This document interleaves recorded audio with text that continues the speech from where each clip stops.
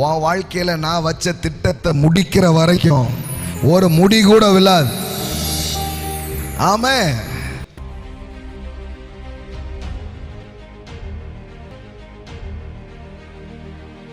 நான் உங்கள் பேரில் நினைத்திருக்கிற நினைவுகளை அறிவேன், அவைகள் தீமைக்கு ஏதுவானவைகள் அல்ல, சமாதானத்துக்கு ஏதுவான நினைவுகளே என்று சொன்ன தேவன். ஆமென்.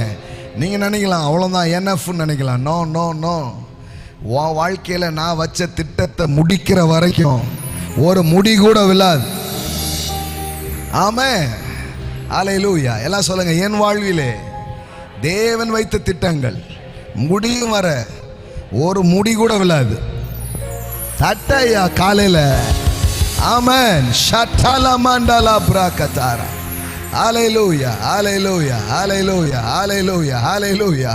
ஒரு முடி கூட தரையில விழாது. ஆமென். உங்களுக்காக வைத்திருக்கிற திட்டங்கள், உங்களுக்காக வைத்திருக்கிற யோசனைகள், காலையில் அதை எண்ணி பாருங்க. நம்ம சில நேரம் வாழ்க்கையில் வர்ற களைப்பு, வாழ்க்கையில் வர்ற சோர்வுகளால் என்ன அப்படின்னு நினச்சிட்டு அப்படியே உட்கார்ந்துருக்கலாம். ஆனால் கடவுள் உங்களை விட மாட்டார். சோர்ந்து போகிறவனுக்கு அவர் பலன் கொடுத்து சத்துவம் இல்லாதவர்களுக்கு சத்துவத்தை பெருக பண்ணுகிற தேவன் அவர். ஆமென். இன்னைக்கு காலையில் நீங்கள் வந்திருக்கீங்களா? நீங்கள் வந்த சோர்வோட திரும்பி போக மாட்டீங்க. ஒரு புது பலத்தால் உங்களை நிரப்பு, ஒரு புது தைரியத்தினால் உங்களை நிரப்பு, ஒரு புது எண்ணெயினால் உங்களை நிரப்பு, ஒரு புது அபிஷேகத்தினால உங்களை நிரப்பி. ஆமென்.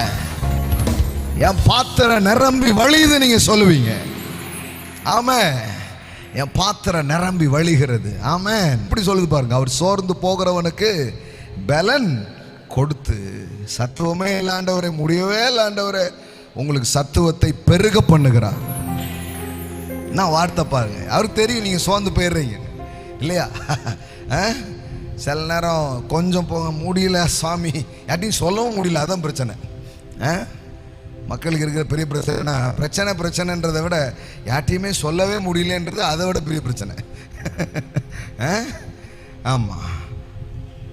ஆனால் பைபிள் சொல்லுது, சோர்ந்து போகிறவனுக்கு அவர் என்ன கொடுக்குறாரு?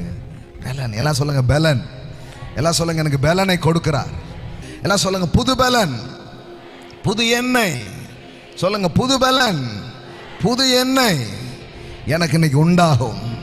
ஆமென்.